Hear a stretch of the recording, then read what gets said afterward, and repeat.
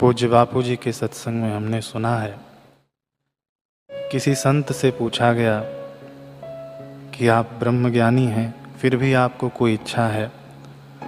तो महापुरुष कहते हैं कि हाँ, दो इच्छाएं हैं। कौन सी इच्छा? कि एक तो मैं संतों को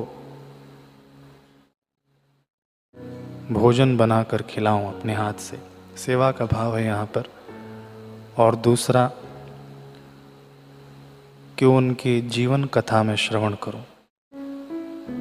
ये हमने गुरुदेव के सत्संग में सुना है। श्री हनुमान चालीसा में राम कथा सुनिबे को रसिया। हनुमान जी, कोई भी कथा जब शुरू होती है तो पहले उसका महात्म्य हम श्रवण करते हैं। गोस्वामी तुलसीदास जी कहते हैं कि जिन हरि कथा सुने नहीं काना, श्रवण रंध्र अहिभवन समाना।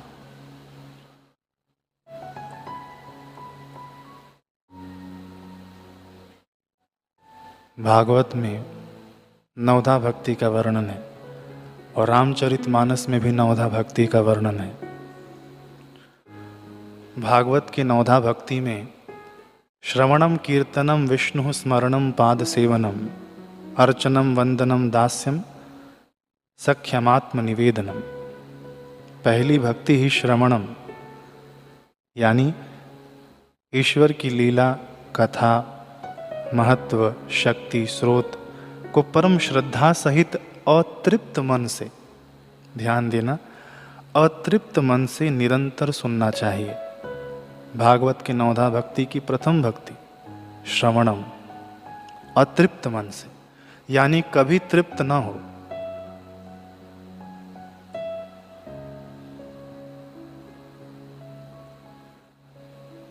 ये कथा सुनते सुनते कभी तृप्त न हो।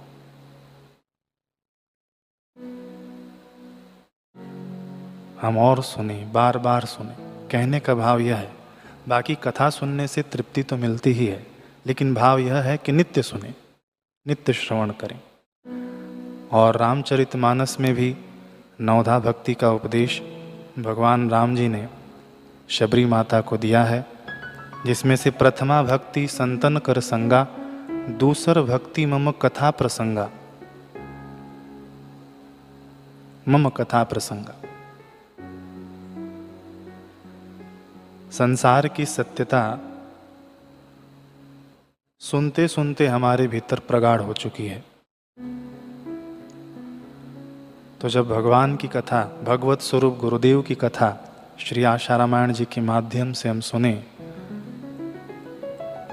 तो यह कथा व्यथा दूर करने वाली बन जाएगी। संसार की सत्यता अपने आप निर्मूल होती चली जाएगी, क्योंकि गुरुदेव के जीवन में विवेक, वैराग्य, षट संपत्ति आदि सभी गुण हैं। उस पर आगे हम चर्चा भी करेंगे। तो हमारे अंदर संतत्व जागृत होने लगता है जब ऐसे महापुरुषों की कथा हम सुनते हैं।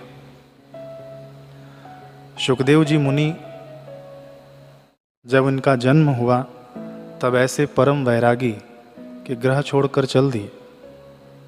वेद व्यास जी उनके पीछे पीछे जा रहे हैं। आत्म तत्व उपलब्ध करके सुखदेव मुनि एकांत अरण्य में समाधि लगाकर बैठ गए।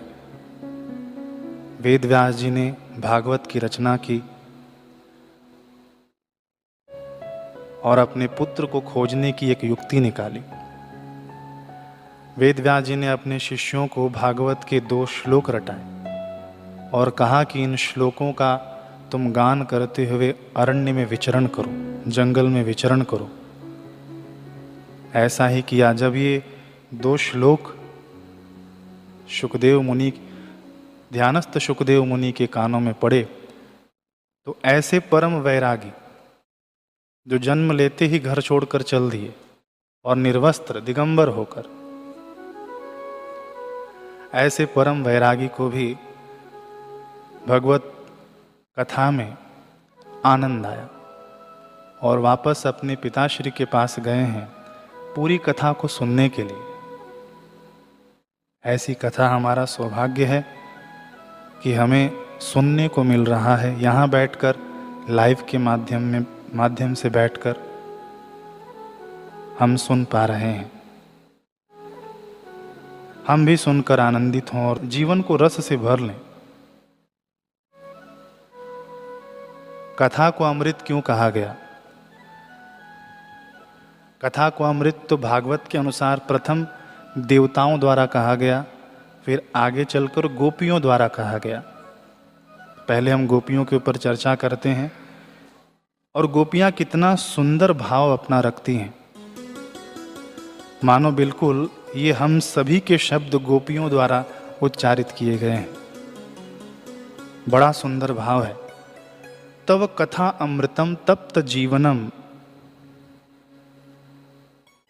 कविभिरीडितम कल्मषापहम श्रवण मंगलम श्रीमदाततम भुवि गृणन्ति ते भूरिदा जना। इसका अर्थ सुने हम कि हे प्रभु, आपकी लीला कथा भी अमृत स्वरूप है। तव कथा अमृतम,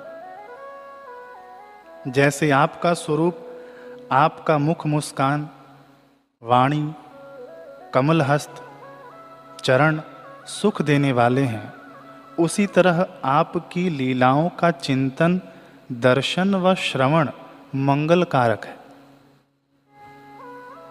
आपकी कथा मंगल कारक है, अर्थात विरह से सताए हुए लोगों के लिए तो यह सर्वस्व जीवन ही है।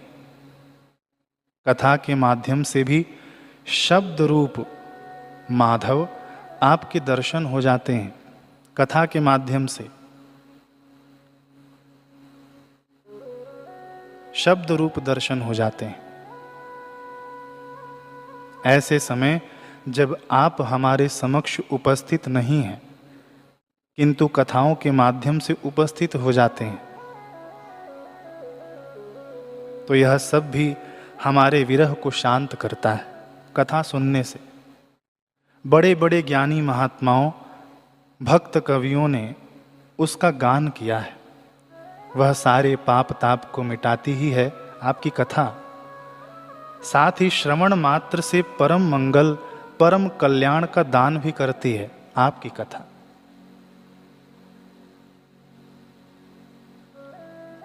आपकी कथा परम सुंदर, परम मधुर और बहुत विस्तृत भी है।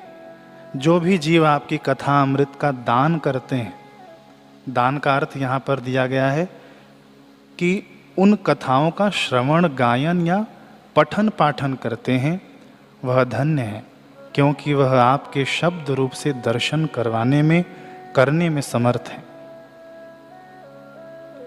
जो आपकी लीला कथा का गान करते हैं, वास्तव में भूलोक में यानी पृथ्वी पर वे ही सबसे बड़े भड़भागी हैं और सौभाग्यशाली हैं।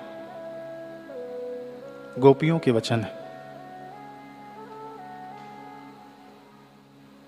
नारद संहिता में नारद जी कहते हैं, और हमने अपने गुरुदेव के श्रीमुख से कई बार सुना है सत्संग में, ना हम वसामि वैकुंठे योगिनाम हृदये नवे मद भक्ता यत्र गायन्ति तत्र तिष्ठामि नारद।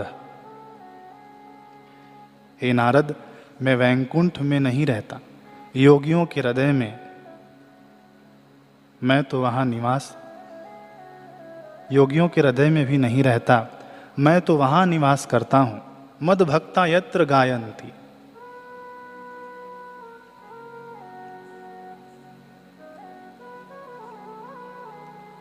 जब श्री रामचंद्र जी को वनवास हुआ तो विचरण करते करते वे वाल्मीकि जी के आश्रम में पहुँचे और ऋषि वाल्मीकि जी से पूछते हैं कि हे मुनि, मैं कहाँ रहूँगा, मेरे रहने का स्थान मुझे बताइए। वाल्मीकि जी ने कहा कि जिनके श्रवण समुद्र समाना, कथा तुम्हारी सुभग सारी नाना, भर ही निरंतर हो ही न पूरे, तिन्ह के हिय तुम कहु गुह रोरे।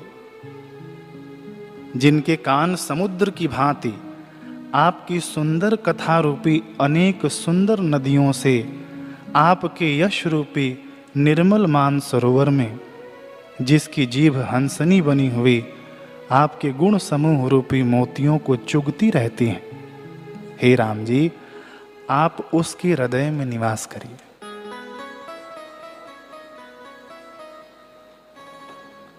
आगे वाल्मीकि जी कहते हैं, नदर ही सरित सिंधु भर भारी सरभारी, रूप बिंदु जल हो ही सुखारी। यहां पर प्राकृतिक सौंदर्य के विषय में कह रहे हैं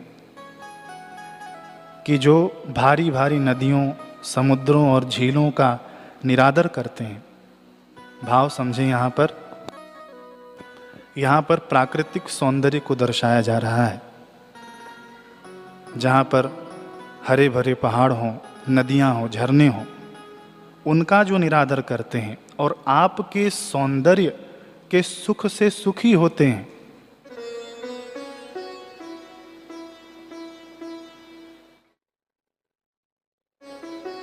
हे रघुनाथ जी, उन लोगों के हृदय रूपी सुखदायी भवनों में आप निवास करिए। तो इस कथा का श्रवण कीर्तन मनन करने से गुरुदेव सहज ही हृदयस्थ हो जाएंगे, हृदय में विराजमान हो जाएंगे। वाल्मीकि जी के अनुसार सच्चिदानंद ब्रह्म की दिव्य लीलाओं का श्रवण कीर्तन चिंतन मनन करने से गुरुदेव भगवान हमारे हृदय में निवास करने लग जाएंगे। गुरुदेव हमारे हृदय में कैसे निवास करेंगे और क्या बनकर निवास करेंगे? फिर गोपियों का भाव आता है, तब कथा अमृतम, अमृत बनकर कथा के माध्यम से गुरुदेव हमारे हृदय में निवास करेंगे। शिव जी कंठ में तो विष धारण करते हैं। अब कोई, हमने सुना है सत्संग में कि जिन्होंने अमृत का पान किया वे देवता कहलाए और जिन्होंने विष का पान किया वे महादेव कहलाए। लेकिन महादेव को कुछ हुआ क्यों नहीं? जब गले में विष रख लिया उन्होंने, नीचे भी नहीं उतारा और बाहर भी नहीं निकाला।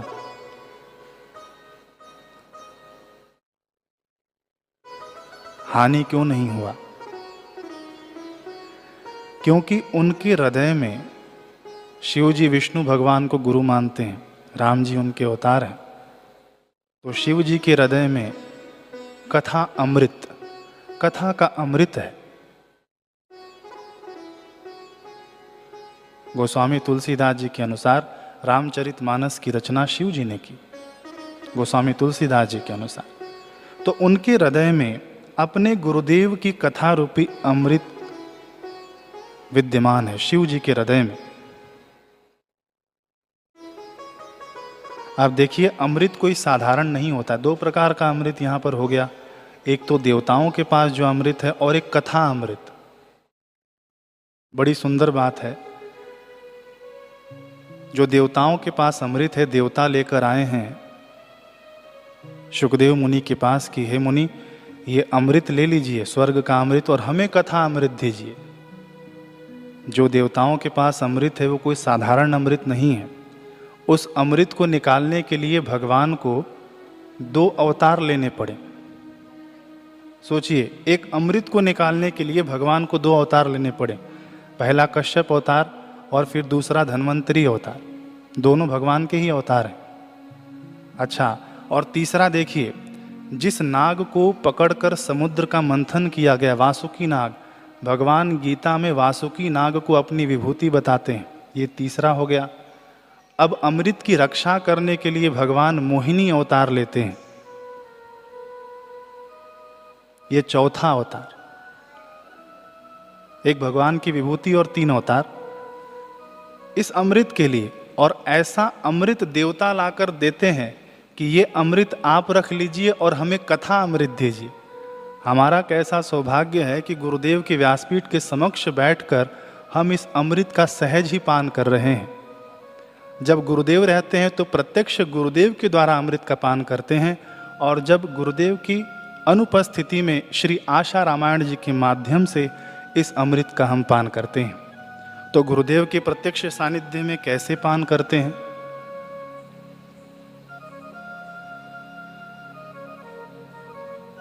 कंठे सुधा वसते वै भगवत जनाना। गुरुदेव के श्रीकंठ में अमृत का वास है।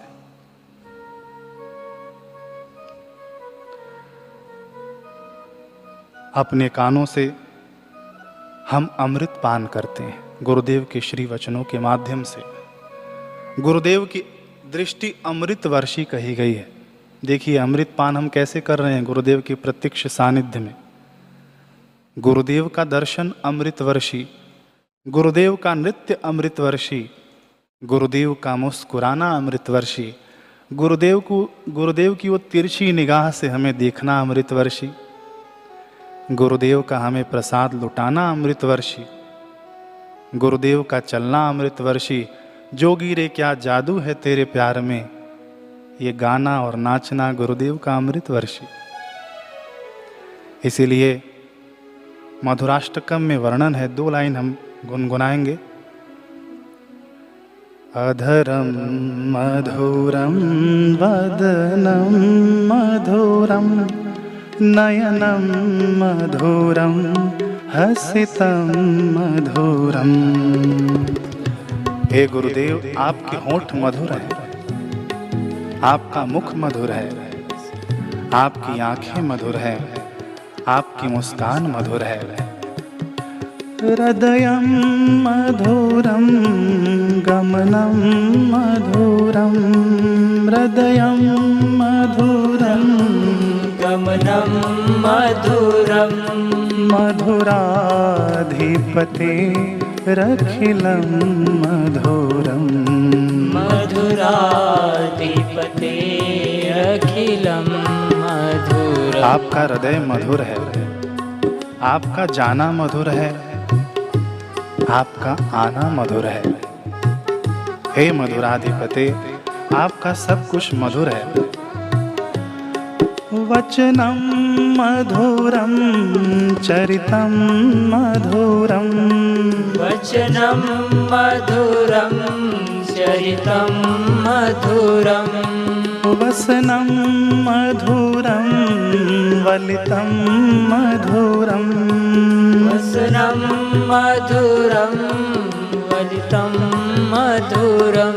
आपका बोलना मधुर है। वचनम मधुरम चरितम मधुरम, आपका चरित्र मधुर है। वसनम मधुरम, आपके वस्त्र मधुर हैं। वलितम मधुरम, आपका मुड़कर देखना भी मधुर है। अपने गुरुदेव का हम ध्यान करें। ये सब हमारे जीवन में हमने प्रत्यक्ष अनुभव किया है। चलितम मधुरम भ्रमितम मधुरम, चलितम मधुरम भ्रमितम मधुरम, मधुराधिपते रखिलम मधुरम, मधुराधिपते रखिलम मधुरम। आपका चलना मधुर है, आपका गायों के पीछे जाना मधुर है। देवत्व की मधुरता के ईश, आपका सब कुछ मधुर है। गीतम मधुरम पीतम मधुरम, गीतम मधुरम पीतम मधुरम, भुक्तम मधुरम सुप्तम मधुरम, भुक्तम मधुरम सुप्तम मधुरम। आपके गीत मधुर हैं। जोगी रे क्या जादू है तुम्हारे प्यार में, ये आपके गीत। रे क्या जादू है तुम्हारे प्यार में, जाने ना जग को खबर कब होगी, जाने ना जग को खबर कब होगी। तो गीतम मधुरम, आपके गीत मधुर हैं। मधुर मधुर नाम हरि हरि ओम।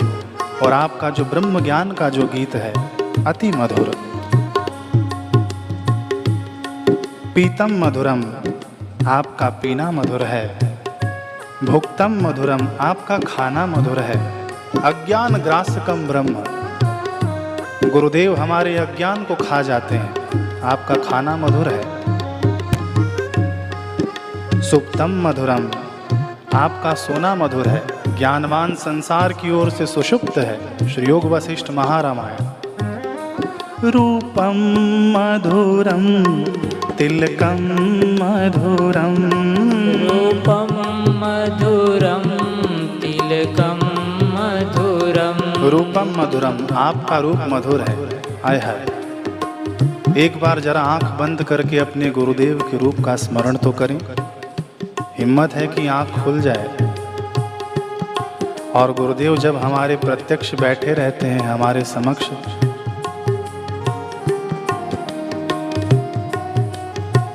बस अब क्या वर्णन किया जाए। आपका रूप मधुर है। तिलकम मधुरम, आपका टीका मधुर है। हमने देखा है व्यासपीठ पर बैठकर गुरुदेव हमारे समक्ष हम लोगों के सामने खुद चंदन निकालकर तिलक करते हैं और वो मधुर मुस्कान युक्त नेत्रों द्वारा हमारी ओर निहारते हैं। फिर शीशे में गुरुदेव देखते हैं अपने श्रीमुख को। मधुराधिपतेरखिलम मधुरम, हे मधुरता के ईश, मधुरता के ईश्वर, आपका सब कुछ मधुर है।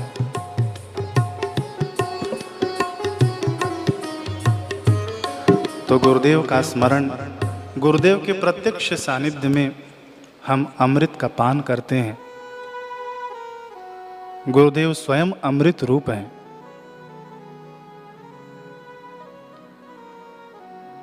हमारी ओर देखना, हमसे बात करना, हमें याद करना और हम उनको याद करना, ये सब अमृत से परिपूर्ण है। इन सब से अमृत की हमें प्राप्ति होती है, ये प्रत्यक्ष रूप से। और जब गुरुदेव अप्रत्यक्ष हो तब फिर गोपियों का भाव, तव कथा अमृतम। प्रत्यक्ष रूप से तो इस प्रकार हमने पान किया अमृत का, और अप्रत्यक्ष रूप से गोपियां कहती हैं कि तव कथा अमृतम तप्त जीवन। अप्रत्यक्ष रूप से अमृत का पान, तव कथा अमृतम, श्री आशा रामायण जी के माध्यम से। और हम लोग ये क्यों सुन रहे हैं और यहाँ से कह रहे हैं? स्वांतः सुखाय तुलसी रघुनाथ गाथा। हम अपने आनंद के लिए, अपने तृप्ति के लिए इसे श्रवण कर रहे हैं, इसे गा रहे हैं। एक अनुभव जो ऋषि प्रसाद के पिछले अंक में छपा, हम लोग उसे पढ़ भी सकते हैं। बड़ा सुंदर अनुभव है। एक भाई नाम अमित कुमार गुप्ता, वे कहते हैं कि मेरा दायां नथुना बिल्कुल बंद हो गया था और कई बार तो ऐसा होता कि श्वास लेने में मुझे मुसीबत हो जाती।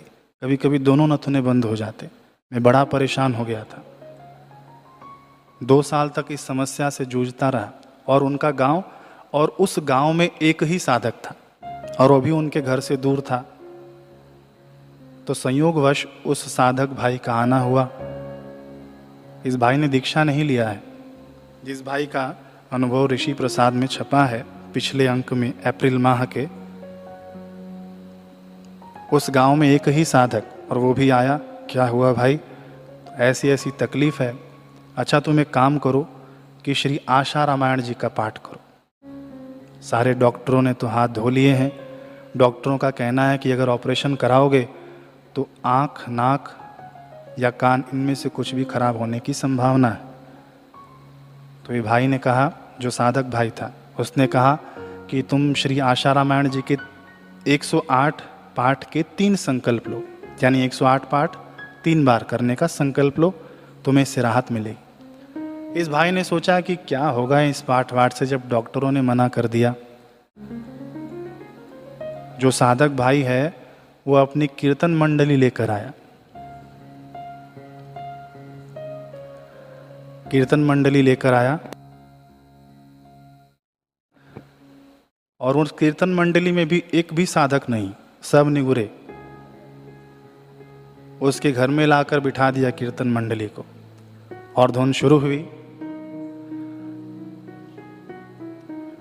हरि ओम हरि ओम हरि ओम हरि ओम हरि ओम हरि ओम हरि ओम हरि ओम हरि ओम हरि ओम हरि ओम हरि ओम हरि ओम हरि ओम हरि ओम हरि ओम। बस इससे शुरुआत हुई पाठ की, श्री पाठ की। इस साधक भाई ने 2-4 पाठ किए, फिर उसके बाद वो चला गया कीर्तन मंडली को कहकर कि तुम लोग पाठ करना। अब ये भाई मन मार कर पास में बैठा था, अब ये भी पाठ में जुड़ गया। इसने 3 जो संकल्प लिए थे 108 बार के 3 पाठ करने के, इसने जब पूरा किया तो एक नथुना इसका खुल गया। तो इसे लगा कि कुछ न कुछ तो हो रहा है, अच्छा हो रहा है जो भी हो रहा है। तो इसने 4 बार 108 पाठ करने का फिर संकल्प ले लिया और इसने पूरा किया। कुल मिलाकर 7 पाठ पूरे हुए। जब रिपोर्ट कराने गया तो दोनों नाक इसके खुल चुके थे और अच्छे से श्वास लेता रहा। डॉक्टर भी देखकर दंग रह गए। आज मैं बिल्कुल स्वस्थ हूँ, इस भाई का कहना है। आश्चर्य की बात तो यह है कि न तो मैंने दीक्षा ली है, न ही पाठ कराने वाले मेरे परिचित में थे और कोई दीक्षित थे। पाठ करने वाला और पाठ कराने वाला जो कीर्तन मंडली थी, सब निगुरे थे। वो तो उसने शुरू कर दिया अपने साधक भाई ने और चला गया। बाकी सब निगुरे लोगों ने मिलकर पाठ किया और उनको ऐसा लाभ हुआ। वे कहते हैं कि पूज्य बापू जी के जीवन चरित्र श्री आशा रामायण जी के पाठ से सांसारिक मनोकामनाएं तो पूरी होती ही हैं, साथ ही जीवन को जीने की सही दिशा भी मिलती है। देखिए, ये पाठ अमृत का काम किया, लेकिन ये लौकिक अमृत तक ही सीमित नहीं है पाठ। भागवत में शौनक जी ने कहा है,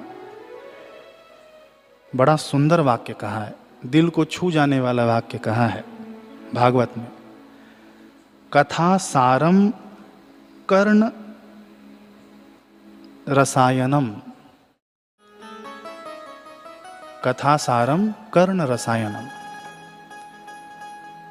ये कान के माध्यम से रसायन जाता है। जो कथा हमारे कान के माध्यम से जाती है ना, भीतर रसायन जाती है। अपने स्टॉल पर वज्र रसायन मिलता है और भी रसायन मिलते हैं, शरीर को स्वस्थ रखते हैं। लेकिन कथा सारम कर्ण रसायनम, तो ये जो कर्ण के माध्यम से जो कथा का सार हमारे भीतर जा रहा है, आगे क्या है कि भक्ति ज्ञान विराग गाप्तो, भक्ति ज्ञान वैराग्य विवेको वर्धते महान।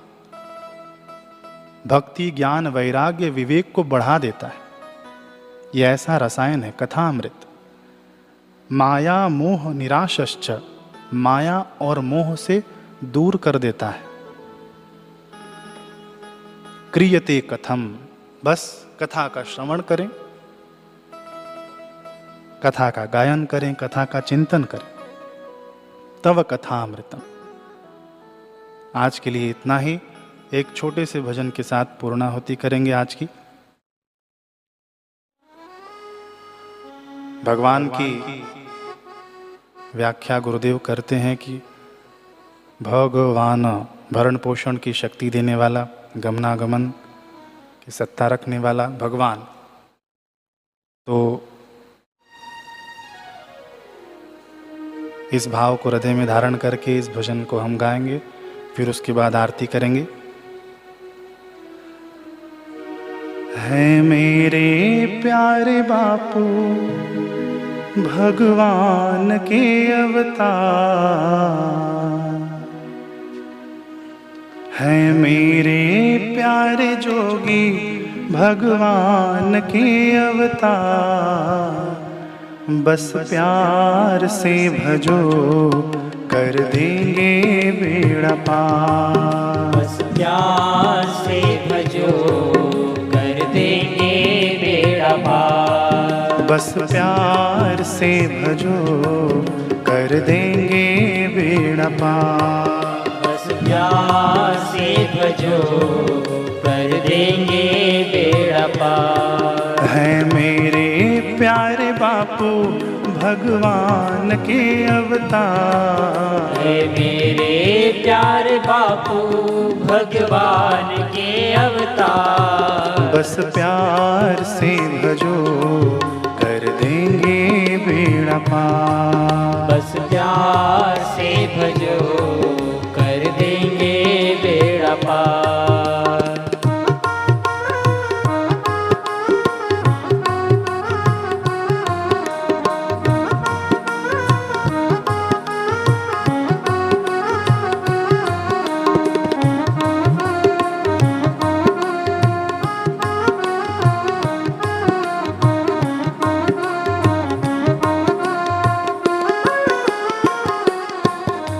नित्य विविध प्रयोग कराते, विविध प्रयोग कराते, नादानुसंधान बताते, नादानुसंधान बताते, सोई शक्ति है ये जगाते, सोई शक्ति है ये जगाते, सबके हित की बात बताते, सबके हित की बात बताते। इनके ही सत्संग में मिलता है सार। इनके ही सत्संग में मिलता है सार। बस प्यार से भजो कर देंगे बेड़ा पार। बस प्यार से भजो कर देंगे बेड़ा पार। बस प्यार से भजो कर देंगे बेड़ा पार। बस प्यार से भजो कर देंगे बेड़ा पार।